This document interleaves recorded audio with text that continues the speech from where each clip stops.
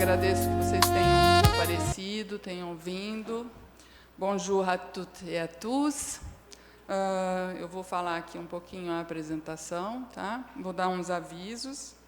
É com grande satisfação que damos início à conferência intitulada André Malraux, o inventor da diplomacia cultural francesa, promovida pela área de letras francês da Universidade de Brasília, pela APFDF, Associação dos Professores de Francês do Distrito Federal, e pela Embaixada da França no Brasil. Este encontro se insere no âmbito das comemorações do cinquentenário da morte de André Malraux, uma das figuras mais marcantes da vida intelectual, política e cultural da França no século XX. Escritor, resistente, pensador e primeiro-ministro dos assuntos culturais da França, Malraux foi responsável pela implementação de uma política cultural particularmente ambiciosa, cujo impacto ultrapassou as fronteiras francesas e contribuiu para consolidar a cultura como instrumento de diálogo e projeção internacional. Antes de começarmos, eu gostaria de compartilhar alguns avisos importantes. As inscrições para o evento podem ser realizadas por meio do QR Code, vai estar sempre o QR Code disponível lá na entrada, ou com as monitoras. Pedimos também que todos os participantes registrem a sua presença, e também tem um QR Code, para quem ainda não assinou a lista lá na frente, tem um QR Code que vai estar circulando, ou é só solicitar para a monitora e ela mostra para vocês. E essa confirmação vai ser utilizada para a emissão dos certificados, tá bom, gente? Então, eu gostaria também de iniciar agradecendo as monitoras que estão nos auxiliando na realização desse evento, a Thaís, principalmente, e também quero agradecer aos meus colegas, docentes do curso de Letras francês, que trouxeram seus alunos e incentivaram a participação de todos. Informo ainda que a conferência será proferida em francês, com a interpretação simultânea para o português. Os fones de ouvido estão disponíveis lá na entrada, mas eu solicito que apenas aqueles que não entendem francês e façam uso dos microfones, do aparelho, tá certo? Para que a gente possa atender realmente todos que precisam realmente da tradução. Eu gostaria de registrar também aqui os nossos sinceros agradecimentos à Embaixada da França, em especial ao senhor Laurent Weil, que é adido de Cooperação e Ação Cultural para o francês, aliás, adido de Cooperação e Ação Cultural da Embaixada, e cuja iniciativa e apoio tornaram possível a realização desta conferência e a presença do nosso convidado na Universidade de Brasília. Nous remercions également très chaleureusement Monsieur Jean-Claude Perrier d'être parmi nous aujourd'hui pour partager ses connaissances et ses réflexions sur André Malraux. Jean-Claude Perrier dedicou parte significativa da sua trajetória intelectual ao estudo da vida e da obra de Malraux. Jornalista, escritor e biógrafo, é autor de livros e ensaios sobre literatura, cultura e história intelectual francesa. Seu trabalho lança um olhar privilegiado sobre a trajetória daquele que foi não apenas um dos grandes escritores franceses do século XX, mas também um dos principais arquitetos da política cultural francesa moderna. Como nos lembrará esta conferência, ele vai falar disso, né?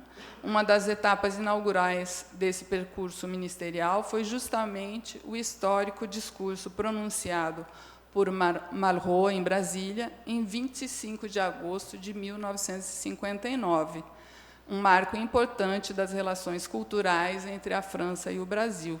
Esse discurso está disponível online, se vocês tiverem a curiosidade de procurar, viu, gente?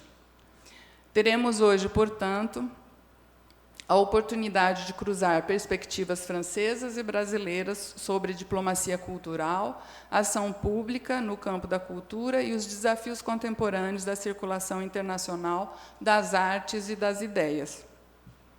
Para conduzir este diálogo, contamos com a presença do professor Dr. Maurício Ayer, professor de literaturas de língua francesa no Departamento de Teoria Literária e Literaturas da Universidade de Brasília, pesquisador reconhecido nos estudos literários francófonos.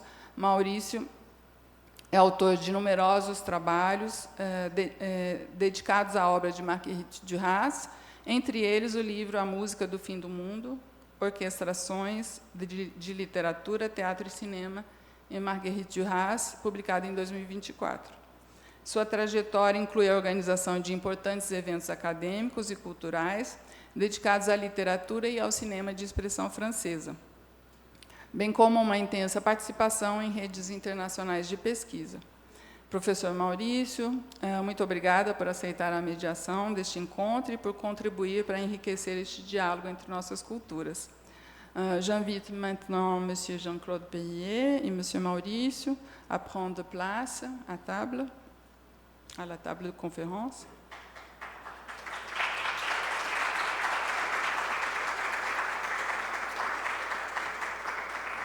Eu esqueci de me apresentar no início, mas eu sou a professora Joseli, do curso de Letras Francês da UNB, e sou também presidente da Associação de Professores de Francês do Distrito Federal. Então, eu agradeço novamente a presença de todos vocês, desejo a todas uma excelente conferência. Muito obrigada.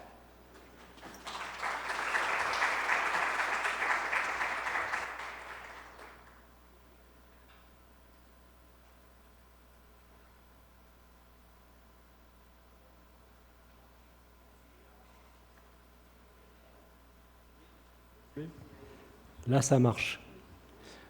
Bonjour à tous. Bonjour, bom dia, comme vous dites, c'est ça. Merci d'être venus aussi nombreux à ce rendez-vous. Merci, Madame la directrice, de votre accueil. Merci à tous les enseignants brésiliens qui sont là. Comme on vous l'a dit, cette initiative est à l'origine de l'ambassade de France au Brésil, représentée ici par Laurent Veil, attaché de coopération artistique et culturelle. L'initiative est née d'une conversation avec l'ambassadeur, son Excellence Emmanuel Lenain, qui hélas ne peut pas être avec nous aujourd'hui, mais il a déjà subi la conférence à Rio, donc ça suffit pour lui. On avait, comme effectivement on vous l'a dit, cette année 2026 marque le 50e anniversaire de la disparition d'André Malraux. Et pour une fois, je dis pour une fois parce que ce genre d'événement en France, c'est toujours un peu de la dernière minute, c'est toujours un peu la panique, et on se dit « Ah, bon sang, c'est l'année de la mort de machin, c'est l'année de la mort de truc, c'est l'année de la publication de bidule, il faut faire quelque chose ». Là, on s'y est pris à l'avance, et donc a été constitué un comité national pour la célébration, la commémoration, de la disparition d'André Malraux, dirigé par les descendants d'André Malraux, c'est-à-dire son fils adoptif et neveu Alain Malraux, dont je vous reparlerai tout à l'heure, et ses enfants. Et ce comité est placé sous le haut patronage de M. Emmanuel Macron, président de la République. Donc, si vous voulez, ça vous donne un peu une idée de l'importance qu'on y attache et aussi du poids que peut avoir le comité. Ça lui permet de développer des initiatives. Il va y avoir dans l'année 2026, entre la France et l'étranger, quelque chose comme 300 ou 400 événements, alors des petites choses, mais aussi des choses importantes comme cette présence au Brésil. Il va y avoir des choses en Inde, il va y avoir des expositions, il va y avoir des rééditions de livres. Le film Sierra de Teruel, tourné par Malraux à propos de l'espoir, vient d'être restauré et présenté au Festival de Cannes hors compétition. Donc voilà, ce sont des initiatives, un peu des petites pierres à un vaste édifice, qui est donc l'idée de commémorer cette disparition d'André Malraux. Alors, là aussi, on vous l'a rappelé tout à l'heure, la personnalité d'André Malraux et son parcours sont évidemment richissimes. Il est intervenu dans un nombre incalculable de domaines, impossible à concentrer même en un seul livre.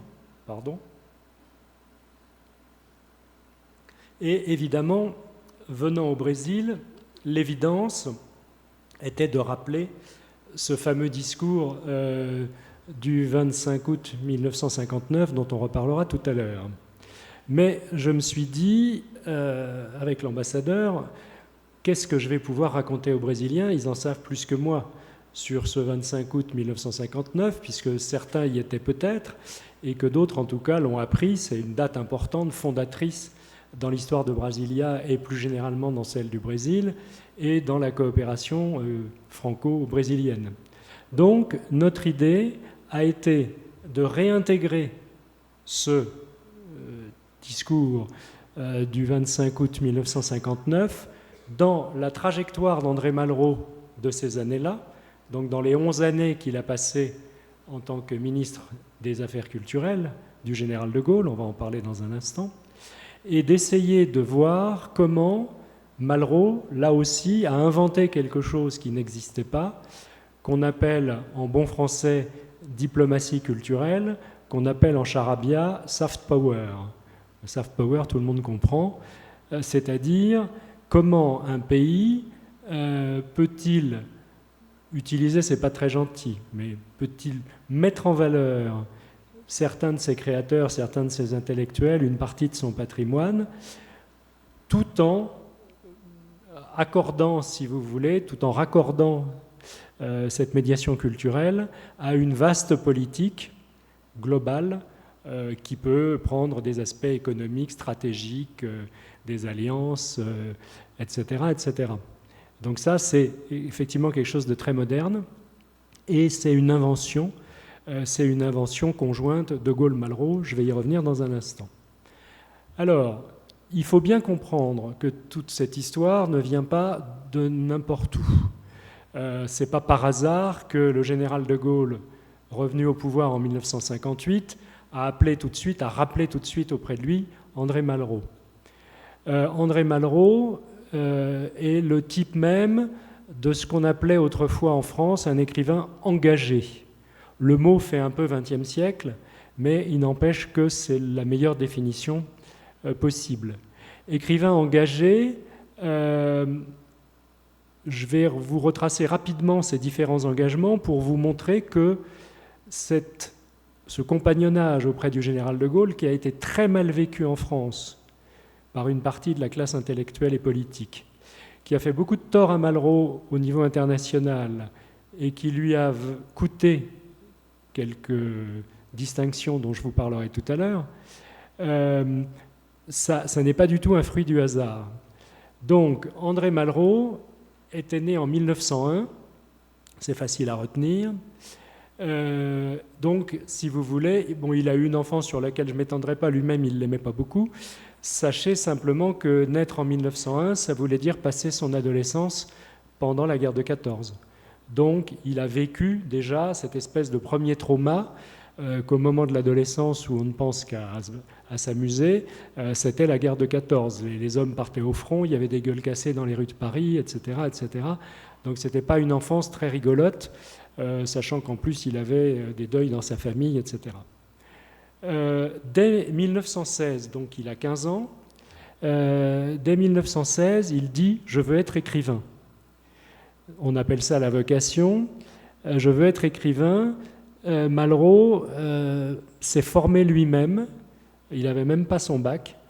Il a séché les cours quand il était en... Ça ne s'appelait pas terminale à l'époque, ça s'appelait philo ou propédeutique. Donc il a séché les cours pour se faire sa culture lui-même, et il raconte que sa culture, il se l'est faite en visitant les musées, le Louvre, le musée Guimet d'art asiatique, ou en apprenant le sanskrit à l'École nationale des langues orientales, l'INALCO. Ça, c'est pas vrai. Il n'a jamais appris le sanskrit. En revanche, il avait un tropisme asiatique. Ça, c'est authentique.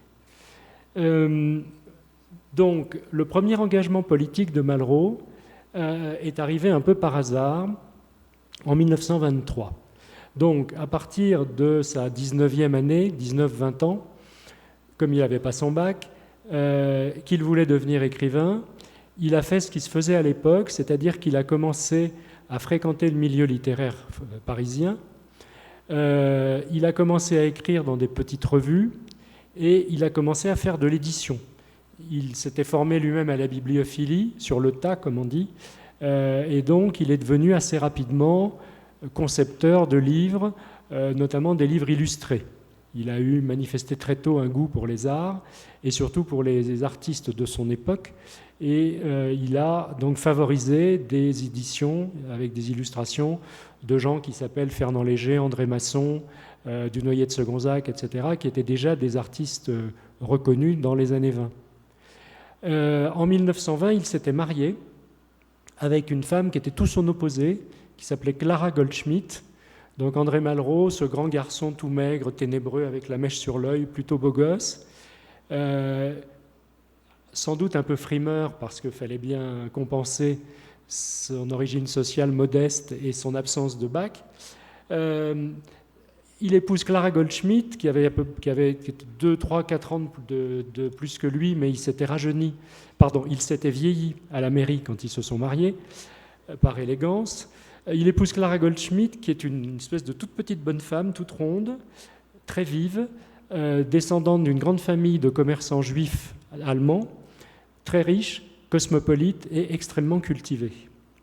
Donc le tandem Malraux, André-Clara, va fonctionner admirablement parce que dans cette première phase de la vie de Malraux, Clara a vraiment aidé son mari, qu'elle admirait profondément, à se faire son trou dans Paris. Elle lui a présenté des tas d'intellectuels et créateurs, et aussi elle a mis à sa disposition sa fortune, sa dot, pour mener une espèce de vie de dandy, de bohème, s'habiller de luxe chez les grands couturiers, voyager dans des conditions luxueuses, toujours en première classe, etc., etc. Résultat des courses, en 1923, les Malraux sont fauchés, d'autant que André s'était cru des compétences en bourse. Il avait essayé de placer une partie de la dot de Clara à la bourse, et il avait évidemment tout perdu, car il avait beaucoup de talent, mais celui de la finance, absolument pas. Donc, les voilà fauchés, et que trouve André Malraux pour renflouer les caisses du couple? Il avait lu, comme il lisait tout, il se faisait sa culture, il avait lu un article dans la revue de l'École française d'Extrême-Orient, d'un archéologue donc, qui parlait d'un temple khmer perdu au fin fond de la jungle, un temple qui s'appelle Bantea Israël, qui n'est pas très loin d'Angkor, mais qui était un temple en très mauvais état et complètement oublié, pas fouillé, etc., etc., mais dont l'article archéologique disait que c'était un temple absolument magnifique. Et que imagine Malraux de monter une expédition avec sa femme et un copain à lui, Louis Chevasson, qui était une espèce d'aventurier. Donc il monte une expédition pour aller piquer des bas-reliefs dans ce fameux temple et supposément les rapporter en France et les vendre sur le marché plus ou moins parallèle de l'archéologie. Pour ce faire, il était déjà un petit peu connu, il avait déjà publié des textes, il faisait déjà partie de cette intelligentsia intellectuelle parisienne, on en verra un témoignage dans un instant. Il se fait donner une espèce d'ordre de mission par le ministère français de l'instruction publique, comme on disait à l'époque, c'est-à-dire l'éducation nationale. Donc tout le monde sait que les Malraux vont arriver en Indochine, puisqu'on appelait ça comme ça et que c'était une colonie française. Et donc, ils débarquent là-bas. Ils se baladent un petit peu, ils font un petit tour en Chine, ils font un petit tour au Vietnam, et puis ils arrivent enfin à Phnom Penh, et ils montent leur expédition pour aller à Bantea Israël, c'est quand même assez loin dans la jungle, et pour ce faire, il faut bien rapporter les bas-reliefs, ça pèse 1 tonne. Ils montent une expédition avec des chars à bœufs. Vous imaginez comme c'est discret. Il faut 3 ou 4 chars tirés par des bœufs pour rapporter les bas-reliefs censément jusqu'à Phnom Penh. Les voilà partis, ils arrivent à Bantea Israël, ils commencent à découper les quelques bas-reliefs, notamment à les désépaissir, parce que c'est des plaques de grès qui sont épaisses comme ça, donc ça pèse vraiment un âne mort, et c'est difficilement transportable. Donc on les scie comme ça, et on décolle aussi 2 ou 3 statues. Ils chargent, alors le nombre n'est pas exact, c'est ou 6 ou 8 objets, et donc les voilà rapportant tout ça à Phnom Penh. Que pensez-vous qu'il arriva? Ils se font évidemment immédiatement arrêter par l'école française d'archéologie, la police, les douanes, et évidemment arrêtés, procès, et les Malraux sont condamnés à une peine, alors on dirait aujourd'hui de résidence surveillée, ce n'était pas vraiment les geôles, mais c'est quand même comme ça. Donc Malraux et Chevasson sont exfiltrés jusqu'à Saïgon, qui était la capitale de cette Indochine. Clara, elle, considérée comme moins coupable que les garçons, est autorisée à rentrer en France. pendant que l'autre reste en prison. Que va-t-elle faire à Paris? Elle mobilise en faveur d'André Malraux pour le faire libérer. Et ce qu'il y a d'exceptionnel, n'oubliez pas qu'il a 22 ans et qu'il n'a pas encore publié vraiment de livre, donc en 1923, Clara agite tout Paris et parvient à faire signer une pétition qui demande la libération d'André Malraux, où on trouve les noms d'André Breton, Louis Aragon, François Mauriac, André Gide, Roger Martin Dugard, j'en passe et des meilleurs. Ça fait son petit effet, et effectivement, Malraux et Chevasson sont libérés assez rapidement, ils rentrent en France en 1924. On pourrait penser l'aventure close, et vous pourriez dire pourquoi il nous raconte tout ça. Simplement parce que, pendant sa détention, Malraux avait été au contact d'intellectuels anamites, comme on disait à l'époque, c'est-à-dire autochtones, indochinois, d'intellectuels, lesquels, évidemment, ou de combattants pour la libération de leur pays, étaient vent debout contre les pratiques coloniales françaises dans ce qu'elles pouvaient avoir de plus brutal, d'exploitation, voire de pratiques frôlant l'esclavage assez souvent. Et donc Malraux avait vu une partie de tout ça, et en tout cas, il en avait beaucoup discuté avec les gens qu'il avait connus sur place grâce à sa détention. Donc qu'est-ce qu'il fait dès qu'il est de retour en France? Il repart, cette fois-ci directement en Indochine, Hanoï et Saïgon, et il crée un journal qui s'appelle l'Indochine, puis l'Indochine enchaînée, un journal extrêmement violent qui dénonce la colonisation française, les abus de l'administration coloniale, l'exploitation des populations, etc., etc. Et l'aventure va durer quand même quasiment 2 ans, 2 ans pendant lesquels ils subissent les tracasseries de l'administration française, on leur confisque les caractères de plomb qui servaient à imprimer le journal, on persécute les ouvriers qui acceptaient de travailler et d'imprimer le journal de Malraux, etc., etc. Donc il a les pires difficultés, mais le journal continue. Et donc Malraux rentre en 1925, quand vraiment il se rend compte qu'il est allé jusqu'au bout, qu'ils n'ont plus d'argent pour publier le journal, etc., etc. Mais son premier engagement politique, sa première découverte physique de l'Asie, c'est cet épisode-là. Donc vous voyez comment il a retourné un épisode en soi pas très glorieux et assez anecdotique, en fait, le pillage, entre guillemets, de Banté Aïsseray, comment il en a fait tout de suite quelque chose d'intéressant, d'important dans sa démarche. Pour clore l'histoire, les bas-reliefs et les statues ont été remis en place. Ils n'ont absolument pas quitté le Cambodge. On les voit sur place à Banté Aïsseray. Il y a même maintenant, les Cambodgiens ont réintégré cette histoire dans celle du temple. Il y a même un panneau maintenant à l'entrée du temple qui raconte cet épisode avec Malraux. Et ils ont même mis une petite pancarte, un petit cartel sur un endroit du temple, sous une des statues que Malraux avait embarquées, en disant « c'est cette statue-là qu'André Malraux avait emportée en 1923 », etc. Donc c'est assez marrant. Premier engagement, le voilà. Deuxième engagement, on est à la fin des années 20. L'Europe et une partie du monde sont en proie à une montée extrêmement violente et agressive des dictatures et des fascismes. Je vous rappelle Salazar au Portugal, je vous rappelle Mussolini en Italie, le Japon qui réarme à tout va, et puis évidemment 1933, date sinistre, l'élection de Adolf Hitler à la chancellerie du Reich en Allemagne et début de l'épisode nazi. Malraux, par toutes les fibres de sa propos et sa conscience, était évidemment vent debout contre les dictatures. Et très rapidement, il prend part à une espèce de vaste mouvement qui s'appelait l'Alliance des intellectuels et artistes antifascistes, présidée par André Gide, où on trouvait tous les plus grands écrivains de son époque. Et donc Malraux milite très activement pour cette mobilisation européenne des intellectuels contre les fascismes.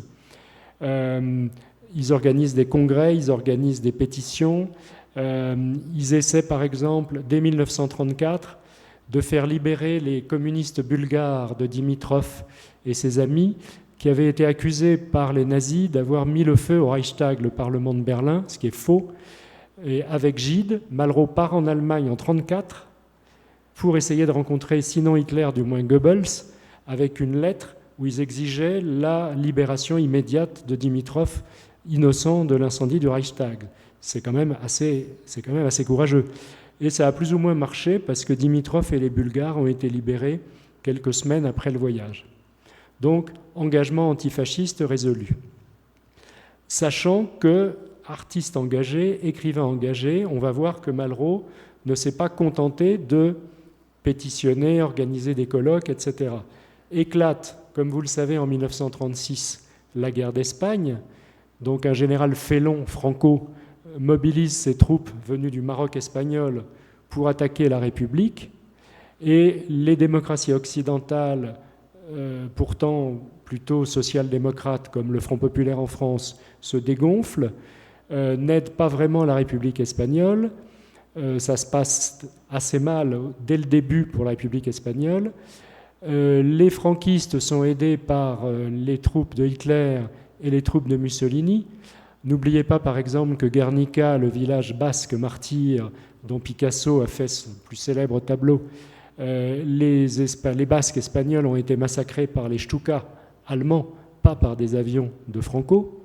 Et en face, pour aider la République espagnole, il n'y avait pas grand monde, si ce n'est Staline. Donc, pour Malraux et les intellectuels de gauche de l'époque, plus ou moins proches du Parti communiste, on disait compagnon de route à l'époque, ce que Malraux a été, mais il n'a jamais été encarté au Parti communiste. Vous verrez tout à l'heure que tout ça a son importance. Donc, outre une mobilisation intellectuelle, dès 1936, Malraux part pour l'Espagne.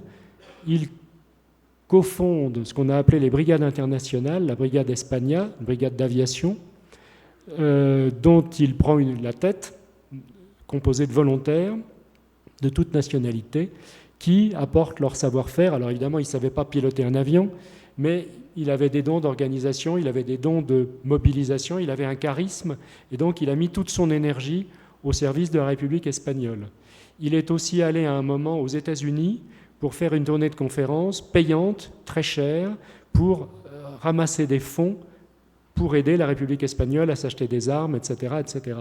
Donc, si vous voulez, ça c'est Malraux. Engagement, mais engagement concret. Pas blabla d'intellectuel, pas pétition, ou pas seulement pétition, mais engagement concret. Donc ça fait déjà 3 engagements. Ensuite, évidemment, ce qui se passe, c'est la montée vers la guerre. Malraux l'a vu très, très, très vite.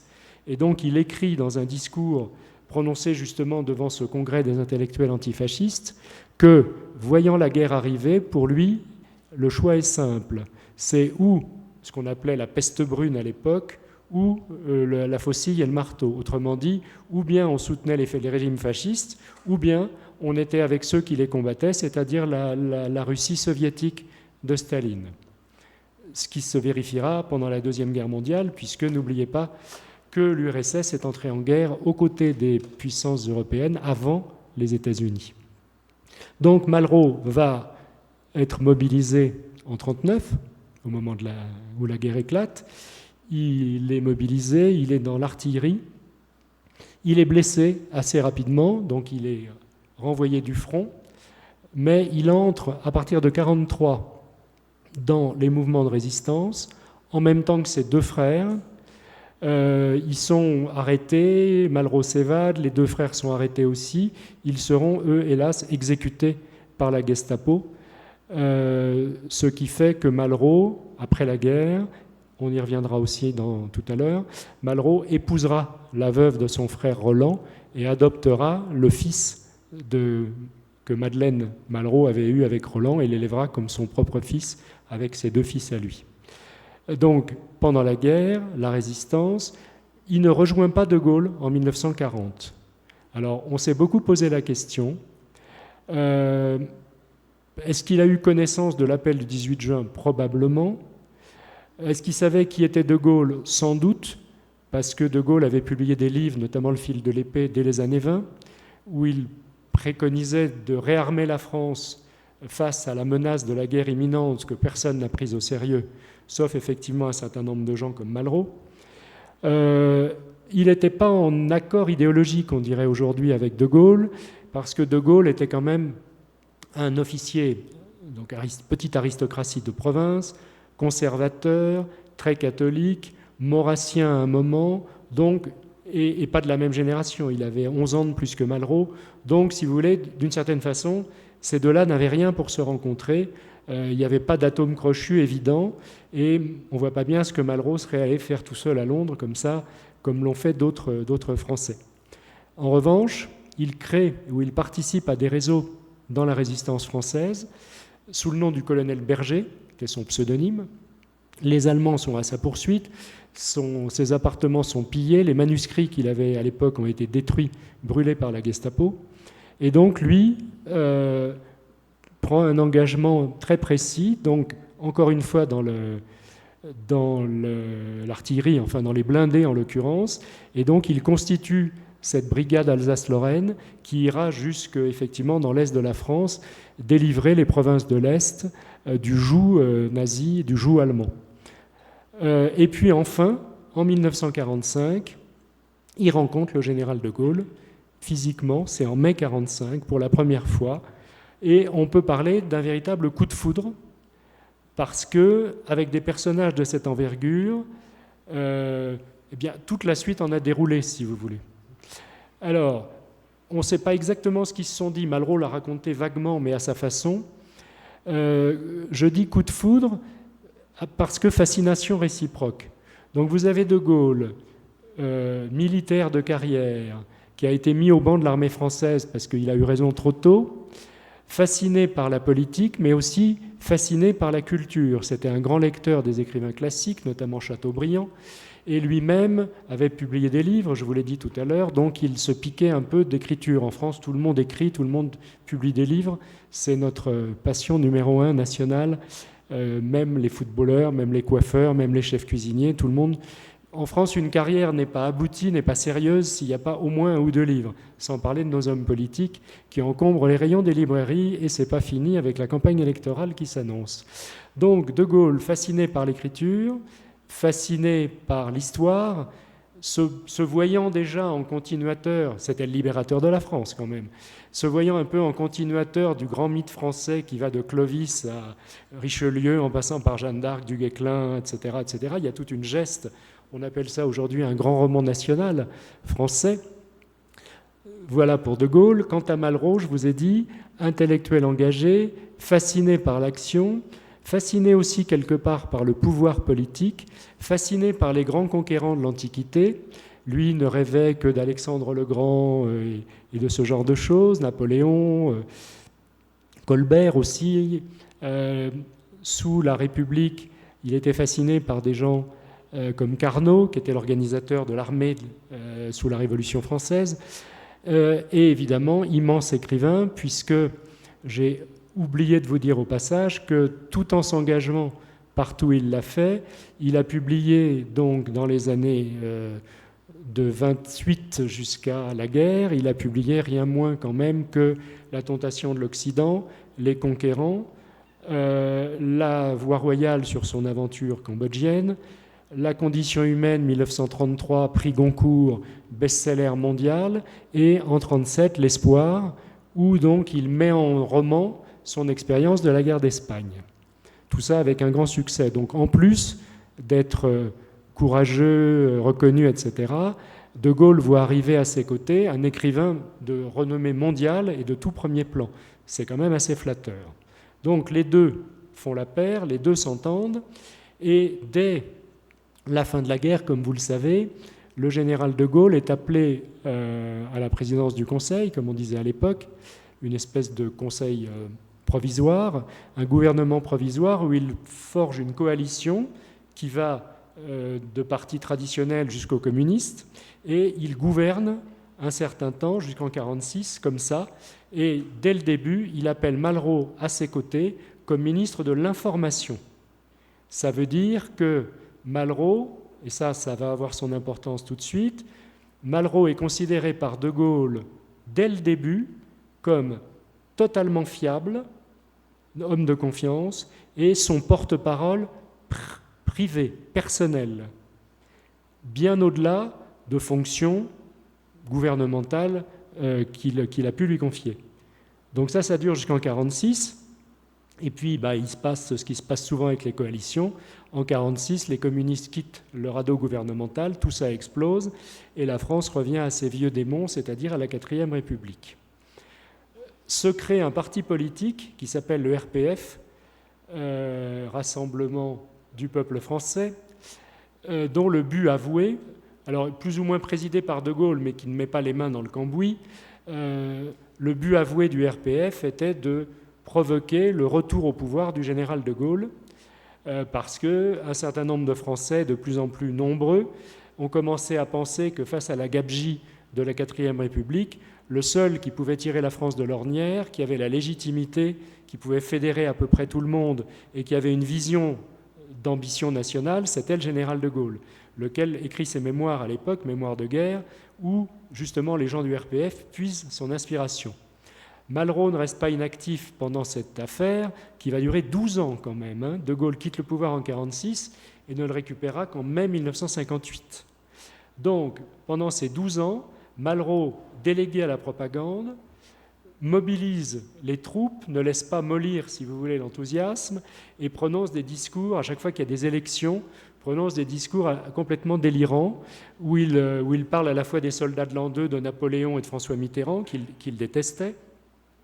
Et donc, Malraux continue d'être engagé, tout en continuant d'écrire ses livres, car on a dit, des gens qui ne l'aimaient pas ont dit « mais il n'a rien écrit, ça a asséché son œuvre, etc. » C'est totalement faux, parce que depuis les années 40 jusqu'à quasiment la fin de sa vie, il écrit des livres sur l'art, ses grands essais sur l'art, La métamorphose des dieux, etc., L'intemporel, La psychologie de l'art, etc. Tous ces livres d'art datent de ces années-là. En même temps, il est directeur artistique chez Gallimard, maison où il avait commencé de publier grâce à André Gide dès les années 20.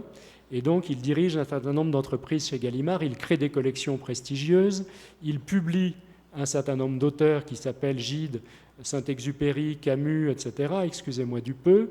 Donc, pour quelqu'un d'inactif qui aurait laissé sa carrière littéraire entre parenthèses, c'est quand même assez bien rempli. Donc, Malraux, militant du RPF, au service du général de Gaulle, donc pendant ce qu'on a appelé la traversée du désert jusqu'à 1958. Et puis enfin, les périodes d'aveuglement ont leur fin, finissent quand même par s'arrêter. Et donc, en mai 1958, de Gaulle est rappelé au pouvoir en tant que président du Conseil de la 4e République. Il faudra attendre 1962 pour qu'il crée la 5e et 1965 pour qu'il soit élu au suffrage universel. Ça ne se faisait pas à l'époque. Donc, dès son retour au pouvoir, il nomme tout de suite Malraux ministre de l'Information pendant quelques mois. Et ensuite, la grande date à retenir, c'est le 8 janvier 1959, où le général de Gaulle nomme André Malraux ministre d'État chargé des affaires culturelles. Ça a son sens, parce que ministre d'État, c'est un grade en France. Vous avez un gouvernement avec des ministres normaux, et les ministres d'État, c'est le must des ministres. En général, il n'y en a jamais plus de 1 ou 2. Et donc, en général, ce sont des personnalités éminentes dans des ministères qu'on appelle régaliens. Donc, souvent, on a des ministres d'État aux affaires étrangères, ou à la justice, ou à l'intérieur, mais à la culture, ça a été très rare. Donc, Malraux est le premier ministre de la culture de France. Avant, on avait un secrétaire d'État aux Beaux-Arts, ça dit tout. Donc, ministre des Affaires culturelles, avec le rang de ministre d'État. Ça veut dire qu'il était toujours à la droite du président de la République dans les conseils des ministres. Ça veut dire aussi que, protocolairement, il était le premier, après le Premier ministre, Georges Pompidou en l'occurrence, assez vite. Donc, si vous voulez, c'est à la fois honorifique, mais c'est aussi symbolique. N'oubliez pas que, dès le début, s'est instaurée cette relation de confiance avec De Gaulle. Donc, au-delà, bien au-delà de cette action de ministre des Affaires culturelles, dont, encore une fois, des intellectuels faciles ont dit « oui, il n'a rien foutu, il a pantouflé dans un bureau, etc. etc. » C'est totalement faux. Le nombre de créations de Malraux, ministre de la Culture, en France est considérable. On vit encore aujourd'hui sur un certain nombre de choses. Par exemple, les musées, par exemple, les maisons des jeunes et de la culture, qui ont été fondamentales. Par exemple, la prise en compte du patrimoine. Malraux a relancé une entreprise qui avait été initié sous Napoléon III par l'écrivain Prosper Mérimée, il a lancé le recensement du patrimoine culturel français. Vous imaginez le chantier. Méthodiquement, ça continue d'ailleurs, c'est pas fini. Il a mis l'art moderne au cœur de la cité. Par exemple, il a fait peindre le plafond de l'Opéra de Paris par son ami Marc Chagall. Je peux vous dire qu'à l'époque, ça a fait un sacré tollé. D'autant plus qu'il a fait peindre le plafond du théâtre de l'Odéon, la coupole, par son autre ami André Masson, peintre surréaliste assez scandaleux. Donc tout ça c'est pas n'importe quoi, c'est hautement symbolique, c'est visionnaire et ça existe encore aujourd'hui. Aujourd'hui, c'est passé dans les mœurs. Quand vous allez à l'Opéra de Paris assister à une représentation, vous levez les yeux, vous avez le sublime plafond de Chagall et à aucun moment vous n'imaginiez ce qu'il y avait en dessous, ni vous imagineriez que ça redevienne ce qu'il y avait avant. C'est intégré. C'est exactement comme la pyramide du Louvre aujourd'hui, qui fait partie intégrante du Louvre. On n'envisage pas le Louvre sans la pyramide de M. Pays. Voilà, ça c'est Malraux.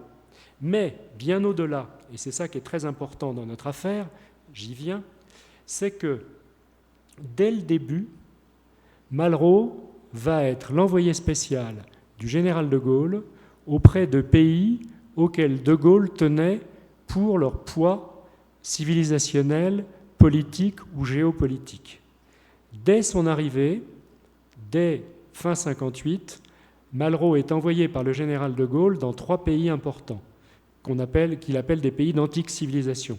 L'Inde, il était ami de Nehru, qu'il avait connu dans les années 30 dans sa jeunesse combattante, quand Nehru était exilé pourchassé par la justice britannique, le Japon et ce qu'on appelait à l'époque la Perse, c'est-à-dire l'Iran.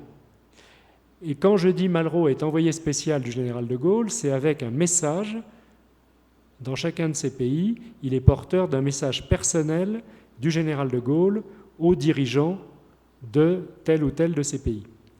Donc dès le début, tout en étant ministre d'État des Affaires culturelles de plein exercice, en prenant sa mission très au sérieux, dès le début, il a cette double casquette comme espèce de super ambassadeur de la politique du général de Gaulle et pas de la politique culturelle.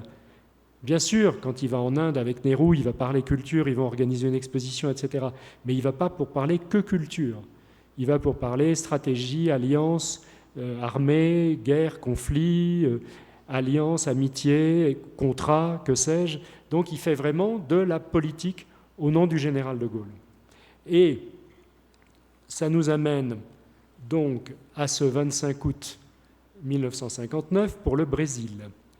Ce voyage au Brésil, effectué avec sa femme Madeleine, était en fait la dernière étape d'une tournée en tant que délégué, je cite textuellement, envoyé personnel du général de Gaulle, délégué et représentant du général de Gaulle auprès. Donc, avant d'arriver au Brésil, il était allé au Pérou, il était allé au Chili, en Argentine et en Uruguay. Le Brésil terminant cette vaste tournée en Amérique latine. Pour chacun de ces pays, Malraux était porteur d'un message du général de Gaulle adressé au chef de l'État de ces différents pays. Donc chez vous, c'était à l'attention du président dont je massacre le nom depuis 2 jours, Juscelino Kubitschek. Voilà, pardon pour la prononciation. Donc Malraux et sa femme sont accueillis à Rio par le président le 24 août, où il rend hommage à un certain Georges Bernanos. Donc vous voyez, la culture et la politique sont toujours mêlées. Et enfin, il arrive à Brasilia le 25, avant de poursuivre vers São Paulo. Donc, qu'est-ce que vient faire Malraux géopolitiquement ? On est en 1959, donc peu de temps quand même après le retour au pouvoir du général de Gaulle. Dès son retour au pouvoir, de Gaulle s'était confronté à une espèce de bourbier qu'on appelait à l'époque les événements d'Algérie. On n'osait pas dire la guerre d'Algérie. Donc l'Afrique du Nord était colonie française, protectorat ou directement intégrée à la République, ce qui était le cas de l'Algérie. L'Algérie était département français, c'était vraiment une partie intégrante du territoire national, colonisée depuis les années 1830. Et donc vous savez comme moi qu'avait éclaté une rébellion armée des Algériens, du FLN, pour bouter les Français hors d'Algérie. Au début, De Gaulle avait essayé de rassurer nos compatriotes qui habitaient en Algérie, avait essayé de rassurer l'opinion publique française en gommant soigneusement ce mot de guerre. N'empêche que c'était une guerre, que les jeunes Français étaient envoyés systématiquement faire leur service militaire et combattre en Algérie, et que ça ne pouvait pas durer. 1957, on avait subi un certain nombre de défaites. On avait aussi subi des défaites en Indochine. En Afrique, ça commençait à bouger, les indépendances se profilaient. Donc, si vous voulez, De Gaulle, qui était un homme politique réaliste, malgré ses convictions personnelles, avait très nettement compris que ça ne pourrait pas durer, qu'il fallait que la France se sorte du bourbier algérien. Il avait déjà en tête ce qui allait suivre, c'est-à-dire la conférence d'Évian, les accords d'Évian et l'indépendance de l'Algérie, qui date de mars 1962, comme vous le savez.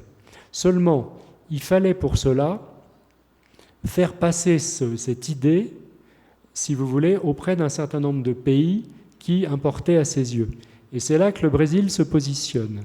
Malraux est donc envoyé à travers l'Amérique latine, porteur de messages du général de Gaulle, où de Gaulle informait les présidents, dirigeants politiques d'Amérique du Sud de ses intentions et leur disait que très bientôt il allait faire cesser cette dernière guerre coloniale française avec la guerre d'Algérie et qu'il avait besoin de leur appui au niveau international, par exemple à l'ONU. S'il y avait des résolutions à voter ou des choses comme ça, le poids des pays d'Amérique latine était évidemment important dans telle ou telle décision qui serait prise. Donc voilà le boulot de Malraux. Voilà le boulot de Malraux. Voilà pourquoi aussi ce fameux discours de Brasilia n'est pas que un discours culturel, c'est un discours géopolitique, c'est un discours civilisationnel, c'est un discours où Malraux parle de l'histoire, celle du Brésil, celle de la France, leur partie commune, et puis, évidemment, il est fasciné par cette ville nouvelle, cette capitale qui sort de terre, dont il la baptise capitale de l'espoir, comme vous le savez. Ça, outre le fait qu'il était proche d'un certain nombre d'architectes, dont Le Corbusier et ses descendants ou ses disciples, Malraux aimait bien cette architecture qu'on a appelée brutaliste, qu'on a appelée de plein de qualificatifs parce qu'on ne savait pas trop comment la nommer. En tout cas, pour lui, cette architecture-là faisait partie de l'art moderne, de cet art moderne qu'il voulait promouvoir, si vous voulez. Donc, la richesse du discours de Brasilia, elle est là. Alors, qu'est-ce qu'il a fait d'autre à peu près dans le même genre ? Eh bien, par exemple, en 60, il crée au Petit Palais la première exposition en France des trésors de l'Inde. C'était la première fois que la sculpture indienne et hindoue était exposée. Le Premier ministre Nehru fait le déplacement, il est accueilli en personne par le général de Gaulle. On peut penser qu'ils n'ont pas parlé seulement bodhisattva, mais aussi géopolitique et Inde. En 1963, il accompagne la Joconde aux États-Unis. Tout ce petit monde prend le paquebot France, et donc Malraux fait prêter la Joconde au Kennedy, au président Kennedy et à sa femme. Il y a des photos absolument sublimes, et la Joconde sera exposée au Musée d'Art moderne de New York, au Met de New York, au Metropolitan, et les Américains ont fait la queue sur des kilomètres. Elle a été accueillie comme une pop star, la Joconde. Après, en 64, il fait pareil au Japon, où il envoie la Vénus de Milo. Donc il prête la Vénus de Milo aux Japonais. Donc vous imaginez le poids de tout ça. Évidemment, ça n'était possible qu'à l'époque. Aujourd'hui, ni la Joconde ni la Vénus de Milo ne voyagent.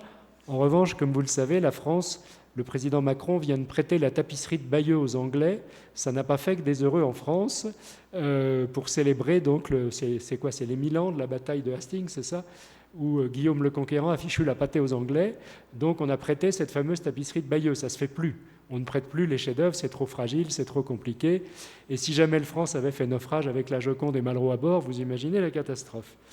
Dans les grands discours, en mai 1958, il y avait eu un discours à Athènes face à l'Acropole. C'était la première fois que l'Acropole était bénéficiaire d'un son et lumière organisé par une entreprise française. Donc Malraux va là-bas et fait un discours face à l'Acropole illuminée pour la première fois. Il fait la même chose en Égypte face au barrage d'Assouan. Et puis il y a évidemment des événements majeurs comme ce 19 décembre 64 avec le discours à Jean Moulin pour le transfert des cendres de Jean Moulin au Panthéon. Jean Moulin, figure de la résistance française, assassiné par le nazi Klaus Barbie en 1943 dans les prisons lyonnaises, préfet de la République qui avait refusé de servir Pétain et les nazis, donc emblème de toute cette résistance et du gaullisme que servait Malraux. Donc voilà, c'est dans un recueil que je vous recommande si vous ne l'avez pas lu, qui s'appelle « Les oraisons funèbres ».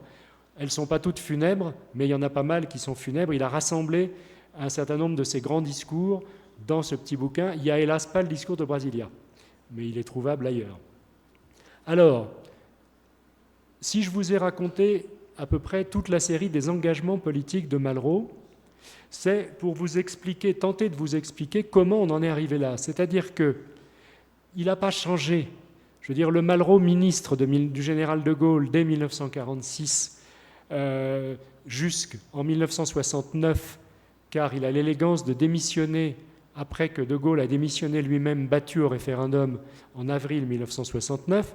Donc en 1969, en même temps que de Gaulle, Malraux quitte toutes ses fonctions ministérielles. Il ne voulait pas s'incruster pour faire ministre. En revanche, il continuera sa fidélité au gaullisme. Donc, comment le compagnon de route du communisme, comment le combattant des brigades internationales, comment le résistant a-t-il pu prendre fait et cause, du coup, pour un militaire dont certains hommes politiques en France ont dit qu'en mai 68, il avait réalisé un putsch pour s'emparer du pouvoir à tout prix. S'il avait été putschiste, il n'aurait pas remis son mandat en cause à l'élection universelle, il n'aurait pas imposé le suffrage universel pour le président de la République aux Français. Il serait resté dictateur à vie et on était tranquille. Oui, il était tranquille.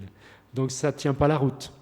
Donc Malraux n'a pas changé, simplement il a évolué, il a vieilli, et comme je vous l'ai dit, fasciné depuis toujours par l'histoire, les grands hommes, les conquérants et ce grand roman national, il a à un moment estimé, et avec lui la majorité de la France, il a estimé à un moment que De Gaulle, effectivement, était cette espèce d'incarnation à la fois politique, historique et un peu mystique, cette incarnation du destin de la France, et que De Gaulle prenait place dans cette lignée qui va de Clovis, enfin qui commençait à Clovis, dans cette lignée de chefs d'État, de grands hommes, de militaires, de conquérants, qui ont petit à petit forgé ce qu'on appelle la France.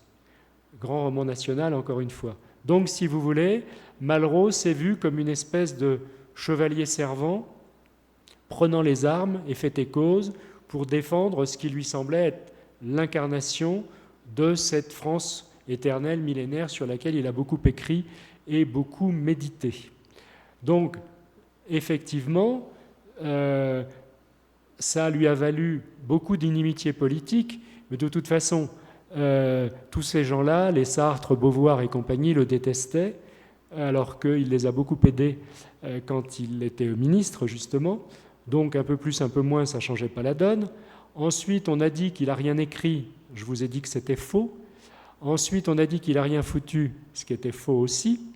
Donc, des ennemis, il s'en est fait. En revanche, ce passage en politique lui a coûté deux choses. Ça lui a coûté son fauteuil à l'Académie française, parce que c'est clair qu'un écrivain de cette envergure, mondialement connu depuis La condition humaine, avait toute sa place à l'Académie française, où il aurait normalement été élu dans un fauteuil, comme on dit, c'est le cas de le dire.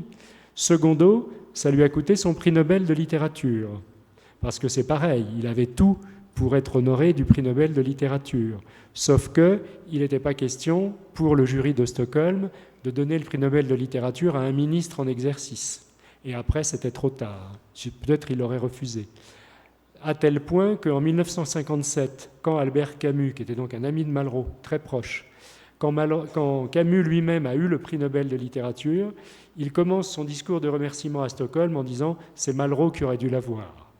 C'est quand même assez beau entre écrivains, surtout entre écrivains d'une telle envergure, de se rendre hommage comme ça. Et il y a une espèce d'humilité chez Camus qui n'est pas si fréquente. Et en plus, il a raison. C'est vrai qu'il y a longtemps que Malraux aurait dû avoir le prix Nobel de littérature. Ça ne s'est pas fait. Voilà ce travail, si vous voulez, de Malraux et cette mission. Et voilà pourquoi il est venu au Brésil.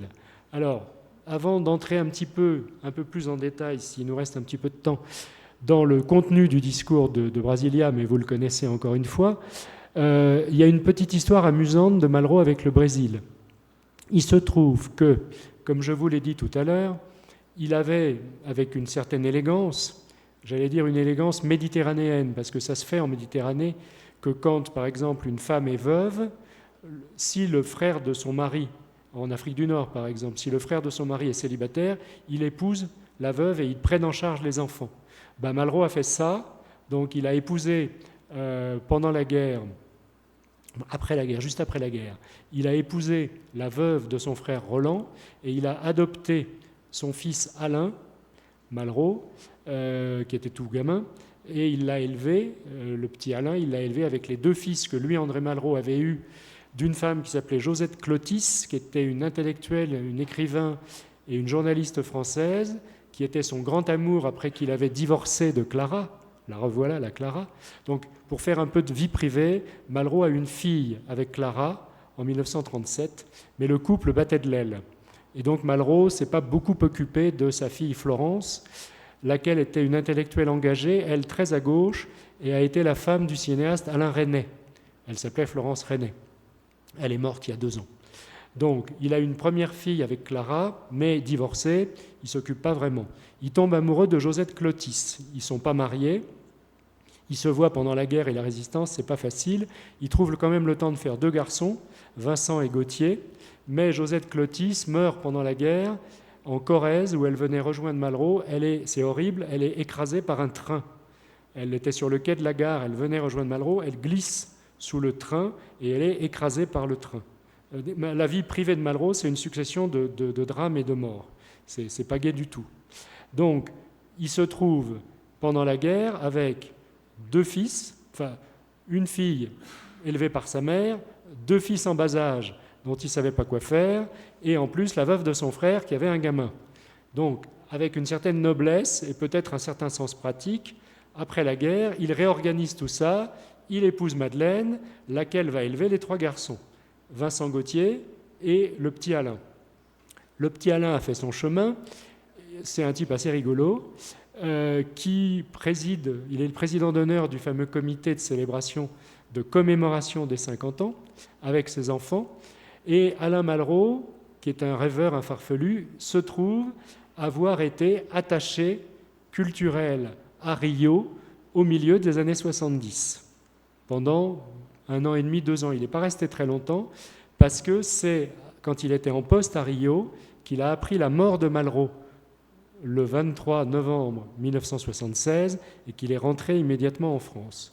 Mais le peu de temps qu'il est resté au Brésil, il a quand même eu le temps de rencontrer une Brésilienne, de l'épouser et de lui faire 3 enfants, dont un certain Laurent Malraux, qui est né à Rio de Janeiro et qui est lui aussi coprésident de ce fameux comité et qui se trouve être architecte.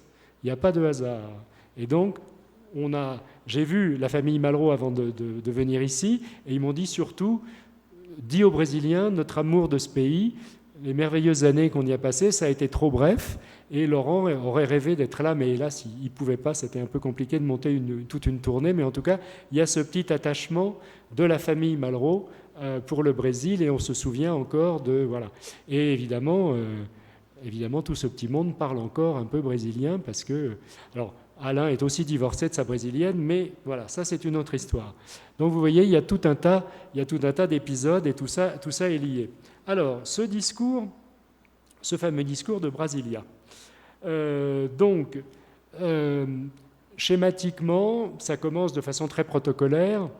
J'imagine, moi j'ai vu des photos, mais j'ai pas vu de retransmission. Je ne sais pas si ça a été filmé à l'époque. Peut-être vous l'avez vu. En tout cas, ça commence de toute façon de la même façon, par des remerciements de André Malraux au président de la République brésilien, au nom du général de Gaulle, encore une fois. Ensuite, les discours de Malraux, on a toujours l'impression que c'est une espèce de méditation, qu'on est arrivé en plein milieu de quelque chose qu'il était en train de penser, et il n'y a jamais de préambule. Il déroule comme ça des pensées, c'est souvent très ramassé, très dense, C'est souvent un peu compliqué à suivre parce que c'est truffé de références culturelles et la logique de tout ça n'est pas toujours évidente. Donc, il commence avec un thème important. N'oubliez pas qu'à l'époque, du point de vue européen, le Brésil, ça faisait partie des pays en voie de développement. Il commence par une phrase forte sur les richesses naturelles des pays qui les produisent, dont il dit qu'elles doivent revenir aux pays qui les possèdent. Donc ça, c'est quand même très important. On peut encore en prendre de la graine aujourd'hui, parce que tout le problème aujourd'hui mondial est qui contrôle les ressources naturelles, lesquelles se trouvent en général justement pas dans les pays occidentaux, mais dans le reste de la planète. Donc dire ça ici au Brésil, c'était déjà faire une espèce d'acte militant de prise en compte de ce qu'on appelait encore une fois les pays en voie de développement, ou les pays du tiers-monde, ou les pays émergents, et que vous appelez aujourd'hui les BRICS. Malraux aurait évidemment adoré cette histoire-là. Ensuite, on en vient à Brasilia, dont il fait le symbole d'une grande nation. Et comme je vous l'ai dit tout à l'heure, Malraux était fasciné par les grandes civilisations de l'Antiquité. Donc pour lui, une ville créée en plein désert ex nihilo, ça ne peut pas ne pas lui évoquer Alexandrie. Il était fasciné par Alexandre le Grand, sur qui il avait écrit un texte magnifique, très court, enfin assez court, qui s'appelle « Roi, je t'attends à Babylone », où il revient sur cet épisode fondamental. Vous savez, quand Alexandre le Grand a atteint les rives de l'Indus, il a été au contact de la civilisation gangétique, des Indiens, il a mené une bataille contre des éléphants, il a gagné, et rebroussant chemin, parce que ses troupes n'ont pas voulu le suivre en Inde, rebroussant chemin vers Babylone, à travers tout son empire, il est accompagné d'un sage hindou qu'on appellerait aujourd'hui un sannyasi ou un renonçant. Ce sage hindou s'appelait Poros, si mes souvenirs sont bons. Et Alexandre le Grand et ses troupes rebroussent chemin, et sur la route, Alexandre se trouve face à face avec ce type qui est en train de mourir, et qui va, donc qui sait qu'il est malade, qu'il est condamné, ce Poros, et qui va se suicider à la manière hindoue, c'est-à-dire se faire brûler sur un bûcher, on appelle ça un sati. En général, c'est réservé aux veuves, mais bon, pas que. Donc, juste avant de mourir, Poros dit à Alexandre le Grand, « Roi, je t'attends à Babylone ». Sous-entendu, mon âme va t'attendre à Babylone et toi-même, tu ne dépasseras pas Babylone. Et vous savez que c'est ce qui s'est produit. Et donc, Malraux médite dans ce texte magnifique, Malraux médite sur ce télescopage de civilisation entre l'Inde, la Grèce d'Alexandre le Grand, et évidemment ce côté malédiction, oui, appelons ça comme ça, envoûtement ou que sais-je, et donc sur ce destin du jeune conquérant qui va mourir à 33 ans, sans doute de la malaria, dans la cité de Babylone. Donc, fasciné par cette histoire et avec encore en mémoire l'histoire d'Alexandrie, parce que c'est le côté positif de la conquête d'Alexandre, c'est qu'il a semé son empire de pas moins de 17 Alexandries, il y en avait plein, la première étant la première Alexandrie, et il en a mis jusqu'en Bactriane, jusque dans l'Afghanistan actuel.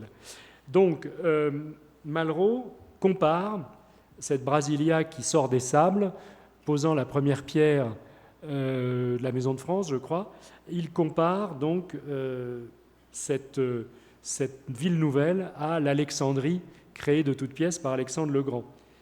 Et il fait de Brasilia la première des capitales de la nouvelle civilisation qu'il appelle de ses voeux, sachant qu'il appelle de ses voeux une civilisation latine au sens large du terme, parce que en termes de géopolitique, et c'est devenu extrêmement important aujourd'hui dans la géopolitique française, avec notamment cette histoire d'Indo-Pacifique, Malraux et De Gaulle avaient une vision stratégique en termes de blocs et en termes d'équilibre des blocs et de contrepoids.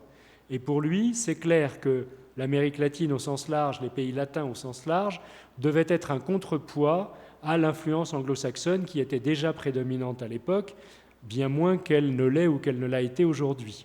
Donc, cette nouvelle civilisation que Malraux appelait de ses voeux, si vous voulez, appelant le Brésil à y prendre toute sa part, c'était ça. Et il enfonce le clou puisqu'il fait de Brasilia, il dit Brasilia est un peu l'acropole sur son rocher. Acropole dont quelques mois avant, je vous ai dit qu'il venait de célébrer le premier Son et Lumière. Ensuite, il poursuit sur cette trace, si vous voulez, en amenant un peu de culture dans la géopolitique. Le début est assez institutionnel, je dirais, et après, donc, il part dans ses développements sur la culture et son rôle dans la civilisation mondiale. Ça, il a beaucoup médité, écrit là-dessus, et il y a une phrase qui est restée fameuse, où il dit « La culture, c'est la résurrection de la noblesse du monde ». Il parle aussi à propos de Brasilia et de ce déménagement d'une capitale qui n'était pas fait à l'époque. Il n'a pas vu grand-chose, j'imagine, puisque la ville ne prend sa tournure qu'à partir de 1960. Donc moi, j'imagine pas ce qu'il a vu, mais sans doute des choses en construction, comme dans L'Homme de Rio, le film. Et donc, il termine, vous le savez, en saluant Brasilia comme la capitale de l'espoir. Il faut dire que c'était assez gonflé de la part de l'État brésilien de procéder à ce déménagement qui a pris du temps, qui ne s'est pas fait en un jour, comme vous le savez mieux que moi. Mais Malraux y croyait, et c'est tout à son honneur, encore une fois, d'avoir marché et d'avoir exprimé tout de suite son soutien à un pays et à un peuple autre qu'occidental, même si très lié par l'histoire, par la population, à l'Occident et la civilisation européenne. Donc voilà un petit peu ce que je voulais vous raconter, pour remettre encore une fois ce discours de Brasilia qui était tout sauf un acte isolé, c'était profondément médité, c'était très écrit. D'ailleurs, Malraux a publié le texte de ce discours, de même que ses oraisons funèbres sont très écrites. Alors parfois, c'est là le génie des grands orateurs, c'est qu'on a l'impression que c'est spontané. Mais il y a un autre exemple que je vous rapporterai qui est tout sauf spontané. Souvenez-vous, quand le général de Gaulle est en visite d'État au Québec, je crois que c'est 67, donc il est à Montréal et à Québec, il fait un discours devant les foules québécoises francophones, il parle évidemment d'un tas de sujets, et vous savez tous comment il termine son discours, « Vive le Québec, libre ». Donc on entend les points de suspension. Et les gens disent « mais il est fou ». Ça a fait un bordel évidemment, donc triomphe chez les Québécois, scandale auprès du gouvernement canadien d'Ottawa, qui est quand même majoritairement anglophone, et évidemment grand bordel chez les Américains qui ont dit « mais ce type est fou, qu'est-ce qu'il veut faire une espèce de République française bis juste à la frontière ?» Et quand on écoute le texte, de Gaulle écrivait aussi ses discours bien sûr, quand on écoute le texte, il n'a pas dit « vive le Québec libre », il a dit « vive le Québec, point de suspension, libre ». Ce qui veut dire quoi ? Ce qui veut dire que c'était totalement prémédité. Parce que si dans l'enthousiasme du moment il avait dit « vive le Québec libre », on aurait dit « oui, il dit n'importe quoi, ça passera », mais pas du tout. Il est venu apporter aux Québécois de l'époque le soutien un peu choquant pour les anglo-saxons et les gouvernements canadiens de la France, ce qui n'était que c'était quand même gonflé là aussi. Donc, quand Malraux écrit son discours, quand Malraux exprime son enthousiasme pour cette ville nouvelle, c'est vraiment, n'oubliez pas, encore une fois, qu'il est le messager personnel et privé du général de Gaulle, c'est juste un acte de soutien et j'allais dire un acte d'amour au Brésil. Voilà, modestement, je vous adresse un petit acte d'amour au Brésil et je suis très content cet après-midi de découvrir enfin cette Brasilia que moi je ne connaissais pas, puisque je ne suis venu au Brésil qu'une fois, je n'étais venu au Brésil qu'une fois jusqu'à présent, en 2012-2013, et j'étais allé seulement à Rio et São Paulo, je n'étais jamais venu à Brasilia. Donc grâce encore une fois à l'ambassade de France, que je remercie de son aide et de son soutien chaleureux, je vais enfin pouvoir découvrir cette capitale de l'espoir, cette nouvelle Alexandrie au milieu du désert, cette acropole, etc., en bon disciple de Malraux. Voilà, merci de votre attention et j'espère qu'on a volé un petit peu haut. Voilà, merci encore.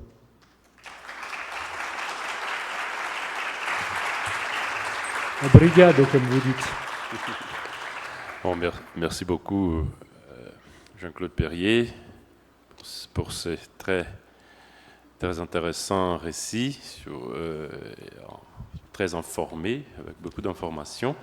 Bom, eu estou aqui agradecendo ao Jean-Claude Perrier por essa narrativa que ele faz da trajetória do Malraux, muito rica de informações e de interpretação, que é realmente fruto da dedicação de uma vida, né, a realmente conhecer a trajetória do Malraux, e que nos coloca finalmente, né, diante de um fato muito interessante, que foi esse discurso de 1959 que Malraux fez em Brasília, a convite de Juscelino Kubitschek.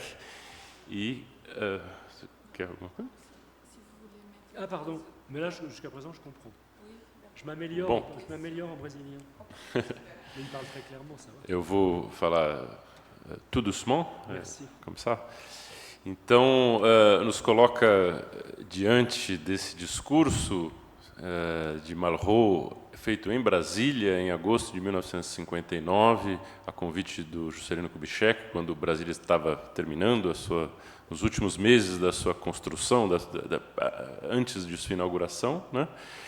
E que, justamente por essa narrativa, a gente entende o que estava em jogo, né, nesse discurso, no qual ele situa, então, Brasília como um grande feito equiparável à Acrópole ou à Alexandria, né, quer dizer, como uma grande realização do espírito, da vontade de um homem, ele diz, e da esperança de uma nação, e coloca então como uma espécie de capital de um novo tempo, né? E por isso capital da esperança, e o Brasil colocado nessa posição. Eu gostaria agora de justamente abrir a vocês a possibilidade de colocar perguntas, né, questões, comentários, que o Jean-Claude vai poder responder, e a gente abrir aqui um espaço de diálogo. Alors, j'ai oublié un truc quand même, dans ce lien entre Malraux et le Brésil, c'est de parler de Oscar Niemeyer quand même, rendre à César ce qui est à César. Niemeyer, comme vous le savez, concepteur de cette ville. Niemeyer était aussi, comme vous le savez, un intellectuel de gauche, communiste ou pas loin. Et évidemment, en 1964, quand les militaires ont pris le pouvoir au Brésil pour 20 ans, Niemeyer s'est exilé, et il s'est exilé en France. Et c'est grâce à André Malraux qu'il a été soutenu dès le début par le général de Gaulle en personne, et par André Malraux qui lui a obtenu un titre de séjour comme réfugié politique, mais il a fait mieux, il a essayé de lui trouver du boulot. Et comme Niemeyer, on le rappelait, était proche du Parti communiste, c'est pour ça qu'il a construit le siège du Parti communiste français, place du Colonel Fabien à Paris, classé au patrimoine de l'UNESCO. C'est pour ça qu'il a construit aussi l'ancien siège du journal L'Humanité dans la banlieue nord parisienne. Et il a construit au Havre la Maison de la Culture André Malraux, qui a été donc la première des maisons de la culture. Il a aussi travaillé avec l'Algérie, puisqu'il avait des liens là-bas et à l'époque avec la France aussi. Et donc il est resté en France jusqu'en 1985, ce qui n'est pas tout à fait négligeable. Donc voilà, ça aussi, ça montre que Malraux n'était pas qu'un écrivain, qu'un parleur, mais qu'il fallait, encore une fois, faire des choses concrètes, aider les gens, pour qui il avait de l'estime, il était présent. Ça fait partie des innombrables intellectuels ou artistes qu'il a aidés, ministre ou pas ministre d'ailleurs. Voilà, j'avais oublié ce point. Muito bem. Então, Vocês podem fazer as perguntas em português ou em francês, fiquem à vontade, tá bom, gente? Bonjour, je m'appelle Paulo Roberto de Almeida, je suis diplomate, aussi ancien prof ici à l'UNB. J'ai vécu un peu en France en tant que diplomate, mais j'ai suivi les affaires franco-brésiliennes depuis très longtemps. Vous avez abordé les petits séjours turbulents de Gaulle au Québec, et vous avez dit que c'est Malraux qui a peut-être suggéré ces réticences et après les noms libres. Non, je n'ai pas dit ça. J'ai dit que De Gaulle avait pensé son texte, que ce n'était pas improvisé. Non, je ne pense pas du tout que Malraux écrivait les discours de De Gaulle, pas du tout. Okay, mais ils avaient la même démarche, c'est-à-dire c'est quelque chose de très écrit. C'est d'abord des hommes de l'écrit. Et ensuite, soit on lit le texte, mais il n'y a pas d'improvisation. Il y a un autre épisode, si vous me permettez, qui n'appartient pas aux relations bilatérales franco-brésiliennes, mais à des affaires franco-françaises, dirons. Vous avez dit que le général de Gaulle était venu comme président du cabinet des ministres, ou le premier ministre en 1958, et c'est après qu'il est devenu président, n'est-ce pas? Je me rappelle qu'arrivant en France, dans un exil pendant la dictature, dans les années 70 précisément, j'ai vu un livre de François Mitterrand, Oui, absolument, oui. qui avait été ministre de la Justice à la 4e République, un passé un peu ambigu pendant la guerre, mais qui avait écrit, après que De Gaulle devienne président, un livre qui s'appelle « Coup d'État permanent ». Le coup d'État permanent, oui. Je ne sais pas quelle a été la réaction de De Gaulle ou de Malraux à cette accusation qui est grave, disons. Méprisante. Malraux était furieux. Malraux détestait François Mitterrand. Il l'a combattu politiquement, justement, quand il luttait pour faire revenir De Gaulle au pouvoir. Donc le coup d'État permanent, c'est très simple. C'est une théorie selon laquelle De Gaulle n'avait pas pris le pouvoir de manière légitime. On disait que c'était un factieux, une espèce de militaire putschiste, et toute une partie de la gauche intellectuelle française est partie dans ce discours. Par exemple, Aragon. Aragon écrit un pamphlet qui s'appelle « Un général de division ». C'est d'autant plus drôle que c'était le grade du général de Gaulle avec ses 2 étoiles sur le képi. Il était général de division. Donc il y a toute une partie de la gauche française qui crie au scandale et qui crie au coup d'État. Et ça a duré, parce que le coup d'État permanent a été réédité plein de fois. Et effectivement, François Mitterrand était assez mal placé pour donner des leçons de patriotisme au général de Gaulle, sachant qu'on sait maintenant que ça a été lui aussi un résistant, mais de la dernière heure, comme on dit, de la 25e heure. Donc tout ça, effectivement, c'était un règlement de compte politicard, si vous voulez. C'était une réaction de politicien face à un homme qui les dépassait tous. Et Malraux ne s'est pas privé dans ses discours de combattre et d'étriller François Mitterrand.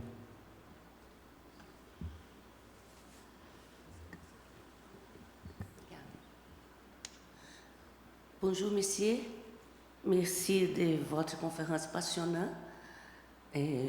Si cet artiste et aussi écrivain engagé, vous bien remarquez les différences fondateurs entre Moreau et De Gaulle. Et ça, c'est intéressant pour notre époque, à cause de... ce sont des personnages importants dans l'histoire de France et aussi du monde.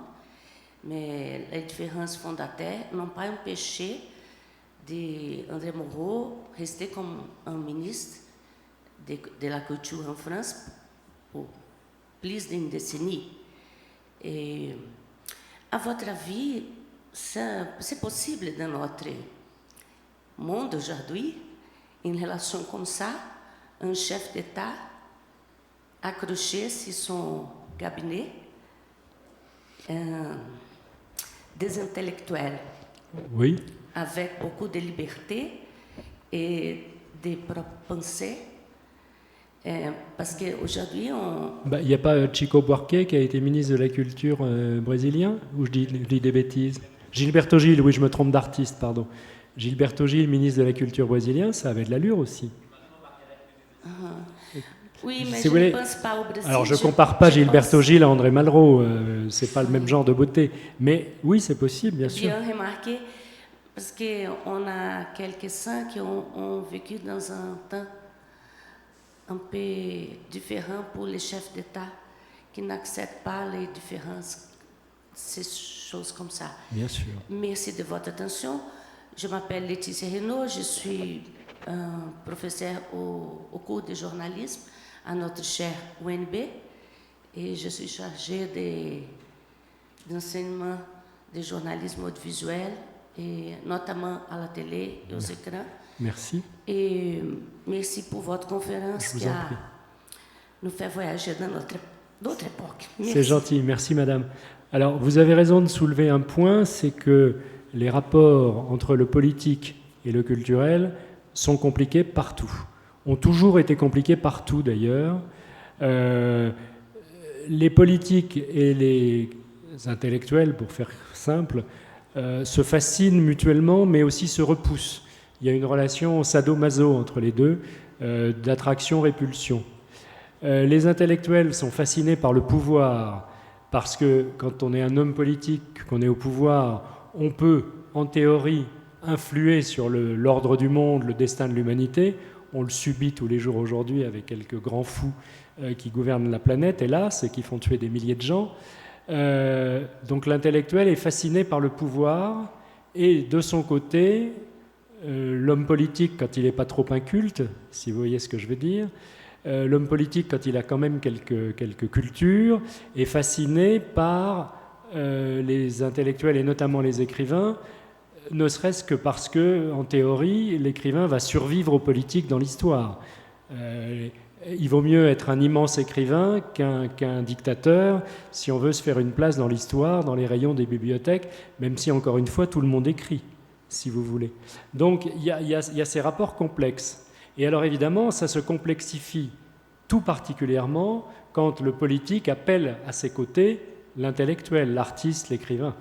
Parce que, du coup, l'intellectuel est obligé de se salir les mains, de mettre les mains dans le cambouis. Et par exemple, quand Malraux était ministre, c'est la fin de la guerre d'Algérie, et énormément de gens, dont sa propre fille, Florence Malraux, ont reproché à Malraux de faire partie d'un gouvernement, parce que quand on est dans un gouvernement, on est solidaire de ce gouvernement, même si on n'approuve pas toutes les décisions qui s'y prennent.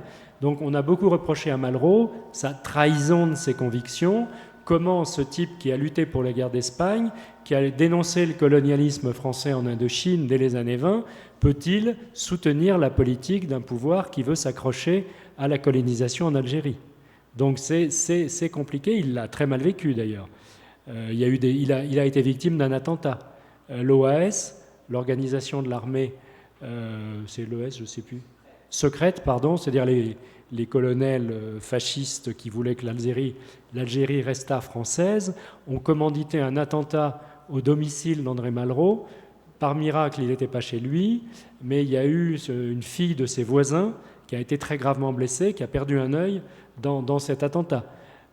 Comme De Gaulle, comme vous le savez, a échappé à l'attentat du Petit Clamart, où la même OAS a essayé de l'assassiner. Miraculeusement, sa déesse a tenu le coup, la voiture, et donc il s'en est tiré. Mais voilà, c'était ça à l'époque. Donc, être écrivain, surtout d'un niveau mondial comme Malraux, et se mettre au service de son pays via un pouvoir politique qu'il soutenait, c'était pas évident. Il a pris les risques, il l'a fait à ses risques et périls. Il s'en est sorti par le haut, mais je vous ai dit que ça avait quand même été un certain sacrifice. Sa fille Florence lui a plus parlé pendant 30 ans, en particulier. Pendant ce temps, pendant que Malraux était ministre de Gaulle des Affaires culturelles et donc soutenait la politique gaulliste en Afrique du Nord, sa fille signait des pétitions avec toute l'intelligentsia de gauche française. Les cinéastes, les acteurs, Yves Montand, Simone Signoret, Aragon, Simone de Beauvoir, Sartre et toute la clique. Donc, heureusement, ils se fréquentaient peu, mais j'imagine les dîners familiaux, ça devait être quand même assez agité. Donc, voilà un petit peu. C'est vrai que ce n'est pas un sujet facile. Et c'est pareil dans tous les pays. C'est compliqué dans tous les pays. D'autres questions? Bonjour à toutes et à tous, je m'appelle Camille. Ma question la question s'est inspirée de votre référence au film L'Homme de Rio, que j'ai regardé il y a une dizaine d'années. Et si je ne me trompe pas, le film fait le portrait d'un pillage d'un objet culturel plutôt mystique du Brésil, et c'est ce qui déclenche la venue de Belmondo au pays, à Rio et à Brasilia aussi. Alors, vous avez dit que Malraux est venu au Brésil en 1959, c'était l'époque où l'art nègre, par exemple, était l'objet d'un vif intérêt en France, notamment si on pense au film d'Alain Resnais, dont le lien familier avec Malraux, j'ignorais tout à fait, écrit Marquard, les statues Meurthe-Sey. Et ma question peut sembler un peu latérale, mais je me demande si Malraux avait un intérêt à l'art indigène du Brésil, comme il l'avait à l'art du Vietnam, de la Bien sûr, oui, bien sûr. Il a été le tout premier écrivain de ce niveau-là a intégré à sa réflexion tous les arts de toutes les civilisations. Notamment, effectivement, cet arc-mer, ça n'a pas été qu'anecdotique, les arts de l'Asie, bien sûr les arts africains. Malraux était né en 1901, c'est-à-dire qu'il a vécu complètement, quand il était dans cette effervescence intellectuelle française, il a vécu l'apparition, l'émergence et la propagation de ce que l'on appelait effectivement à l'époque l'art nègre avec les guillemets. Il a été ami de Picasso, il a fréquenté assidûment Picasso, il était ami de Braque, il a fait l'éloge funèbre de Braque, il a consacré un livre à Picasso qui s'appelle La tête d'obsidienne à la fin de sa vie. Donc si vous voulez, bien sûr, Malraux était au courant de tout ça, et encore une fois, c'est pas un historien de l'art, c'est plutôt un philosophe, mais dans sa réflexion sur l'art et les civilisations, tout ça complètement mêlé, il a absolument été le premier à prendre en compte et à faire se télescoper cet art, souvent placé, lui qui était agnostique, sous l'angle du sacré. C'est ce qu'il a appelé la métamorphose des dieux. Autrement dit, et c'est fascinant, quand on voyage quand même pas mal, c'est fascinant de voir à quel moment un objet de culte, quelle que soit sa civilisation, qu'il soit africain, asiatique, chrétien, etc., à partir de quel moment une œuvre d'art sacrée se désacralise pour devenir un objet d'art. C'est une des grandes réflexions de Malraux, et c'est assez fascinant parce que on n'a pas la réponse, évidemment. Je peux vous raconter une petite anecdote personnelle, je l'ai écrit quelque part que Malraux aurait adoré cette histoire. Il se trouve que je suis allé beaucoup en Inde, j'ai fait beaucoup de choses avec l'Inde, j'ai écrit pas mal de livres, et une fois, je me promenais avec mon guide indien hindou dans le sud de l'Inde, et on va visiter un palais à Tanjore, dans le Tamil Nadu, qui est devenu un musée maintenant. Et évidemment, dans ce musée, il y a énormément de statues. Donc on arrive dans la cour du musée, mon guide hindou, il y avait une statue dans un coin de la cour du musée avec un bâtonnet d'encens devant. Donc en passant devant, mon guide hindou fait une petite prière, joint les mains et on entre dans le musée, où il y avait exactement, plus ancienne, mais il y avait exactement les mêmes statues que celles qui étaient dehors. Et donc, avec moi, il passe devant les statues à l'intérieur du musée, sans moufter, comme on fait dans un musée. Et je lui dis, mais quand même, c'est bizarre ton affaire. C'est bizarre. Là, on passe devant une statue dehors dans la cour, tu fais une prière devant, et là, dans le musée, il y a les mêmes statues un peu plus anciennes et tu ne pries pas devant. Et il me dit, effectivement, alors il ne parlait pas comme ça, mais la désacralisation s'est faite d'elle-même à partir du moment où la statue, l'œuvre d'art, n'est plus priée, c'est-à-dire n'est plus en activité, où elle est rangée dans la salle d'un musée, on ne prie plus devant et ça devient une œuvre d'art. Et donc ça, les gens des pays l'ont intégré intuitivement. Et je me souviens d'une autre histoire avec un autre Indien, toujours dans le Tamil Nadu. Dans le sud du Tamil Nadu, il y a beaucoup de chrétiens dans le sud de l'Inde. Il y a une grande cité chrétienne qui s'appelle Velangani, avec une grosse église, un gros baptistère, on appelle ça le Lourdes indien. C'est tout blanc, ça fait grosse pâtisserie, on dirait le Sacré-Cœur, enfin c'est assez marrant. Et donc je visitais ça avec mon chauffeur, qui était un jeune hindou, parce que dans la voiture, il y avait Ganesh, etc. Donc je savais qu'il n'était pas chrétien, il était hindou. J'entre dans l'église et je tombe sur mon chauffeur qui était en train de prier devant une statue de la Vierge Marie.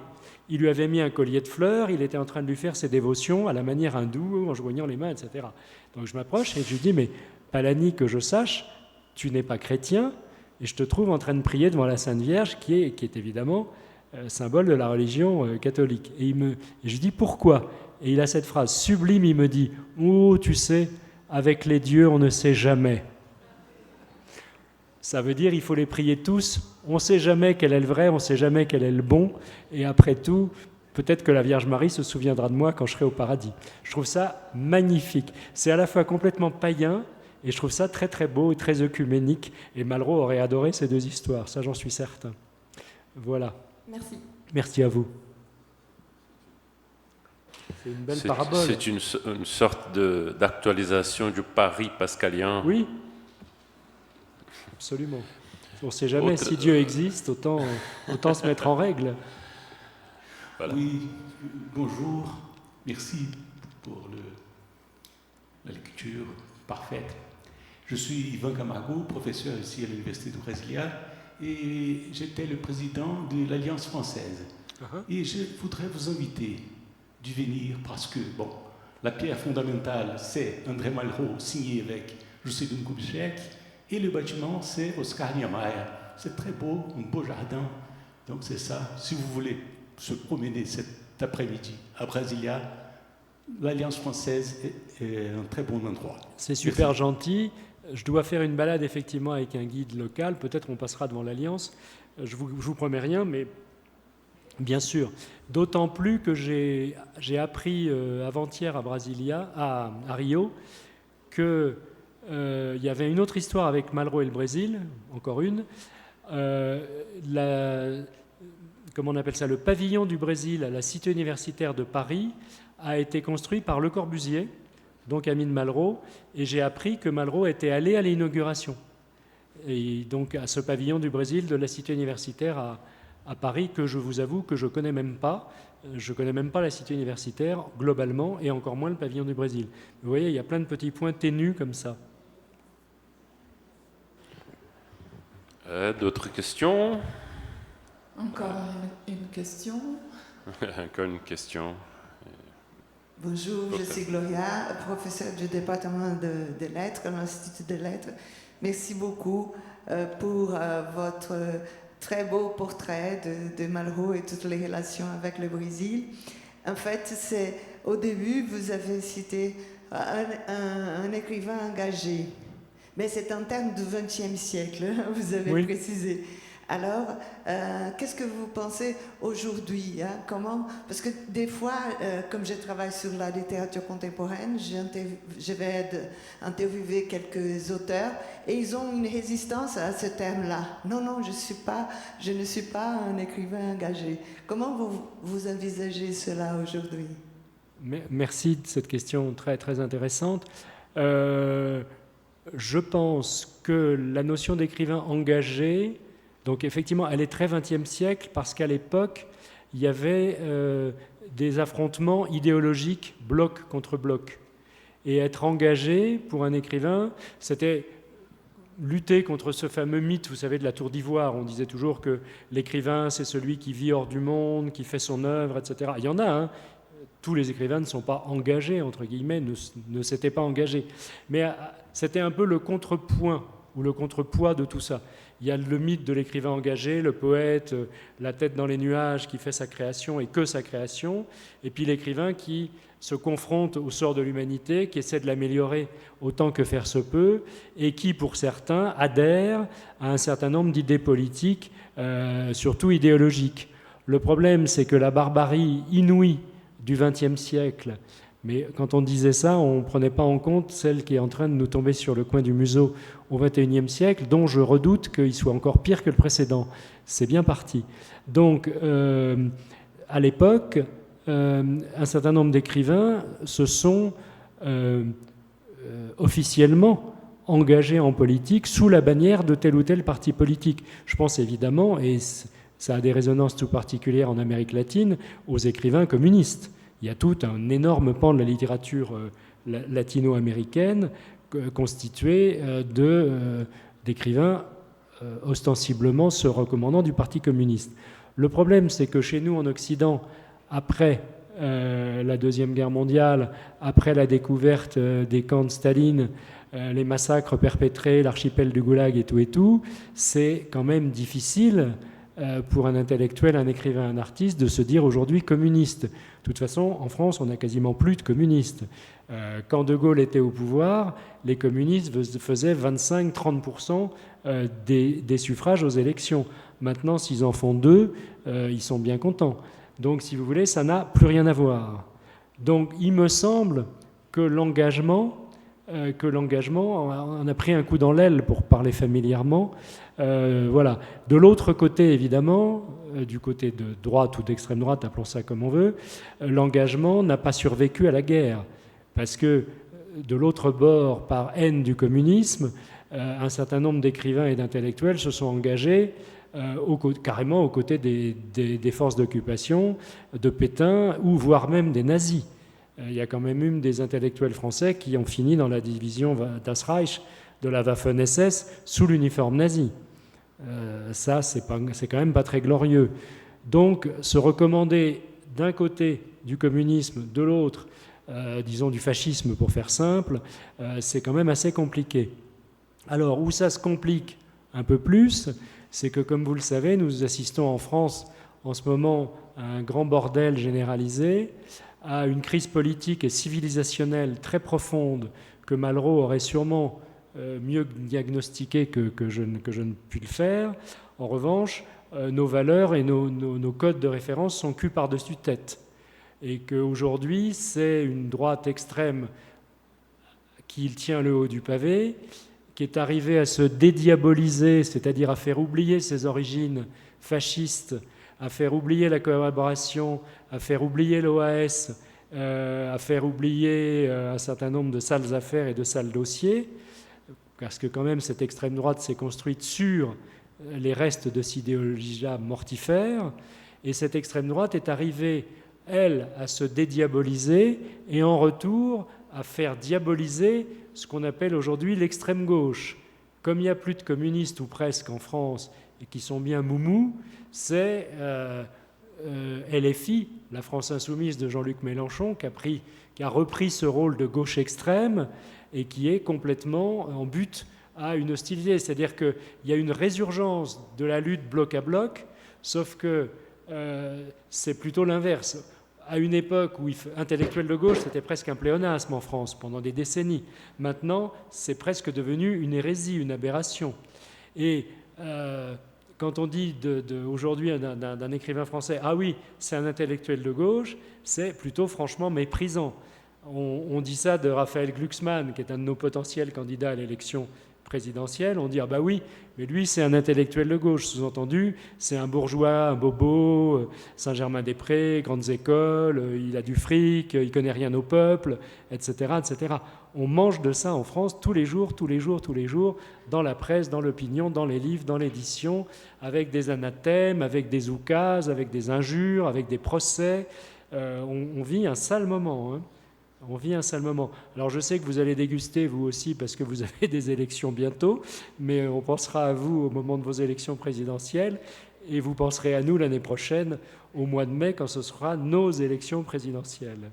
Donc voilà pourquoi je dis que écrivain engagé, c'est le mot même d'écrivain engagé, on ne l'emploie plus du tout. Hein.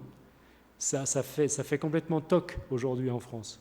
Et en Occident en général. Et puis pour qui s'engager, pour quel régime? Parce que ça aussi dans l'engagement, a priori, quand un écrivain s'engageait, c'était pour une cause. C'était dans l'espoir que le parti auquel il appartenait et qu'il soutenait parviendrait un jour au pouvoir et rendrait la vie meilleure, le monde meilleur. Changer la vie était le slogan d'un certain François Mitterrand pour ses campagnes électorales qui l'ont porté au pouvoir en 1981. Est-ce qu'il a changé la vie des Français? Ça, l'histoire le dira.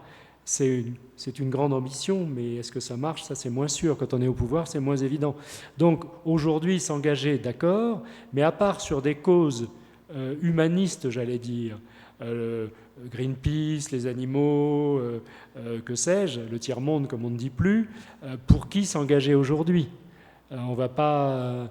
l'intellectuel qui signe des pétitions, qui milite, qui manifeste, est-ce qu'il a une idée du régime idéal qu'il souhaiterait voir arriver au pouvoir dans son pays pour améliorer la vie des gens?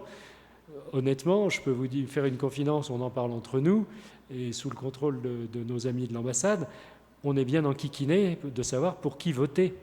D'abord, il faudrait qu'on arrive à savoir qui va être candidat, parce que pour l'instant, au bas mot, on doit avoir entre 20 et 30 candidats déjà déclarés pour les présidentielles, et pour lequel voter. Alors ça va pas être facile. Je peux vous dire que si ça ne change pas dans l'isoloir, on va être bien emmerdé. Et qu'on va encore voter malgré nous. On ne va pas voter pour, on va encore voter contre. Ça fait des années qu'on vote contre. Donc c'est bien compliqué.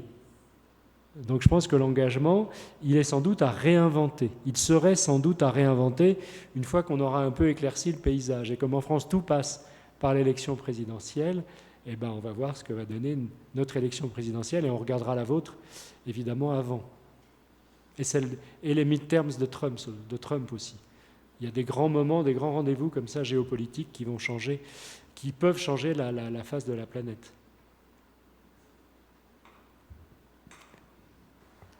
Alguma pergunta mais? Il y a un tout petit truc que je voulais rajouter parce que c'est rigolo. On a parlé de ça hier soir à l'ambassade avec certains d'entre vous qui sont présents aujourd'hui. On se disait, tiens, cette histoire de ville nouvelle, de capitale nouvelle créée de rien, d'où est-ce que ça sort? Donc effectivement, dans l'Antiquité, ça se faisait beaucoup, et pas seulement à Alexandrie.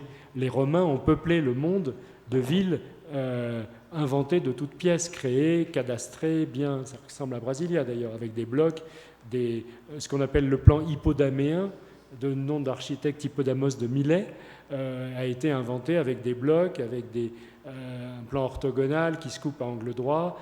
C'est facile de s'y retrouver, on met des numéros d'Insulae, etc. Donc, si on accepte les Grecs et les Romains, et Alexandre le Grand, moi je dis en plaisantant à moitié que pour nous, la première capitale créée toute pièce, d'une certaine façon, c'est Versailles. C'est Versailles créée par Louis XIV. Pour fuir Paris, la ville populeuse, la ville révolutionnaire, la ville de la Fronde, dont il avait gardé une expérience saignante quand il était gamin, dès qu'il est roi officiellement, hop, il fuit Paris soigneusement et il se fait bâtir non seulement un palais, mais ce qu'il y a autour. Parce que Versailles, ce n'était pas que le château. C'était des artisans, c'était des commerçants, c'était évidemment tous les nobles qui sont venus s'installer, c'était des ouvriers, etc., etc. C'était la ville concurrente de Paris.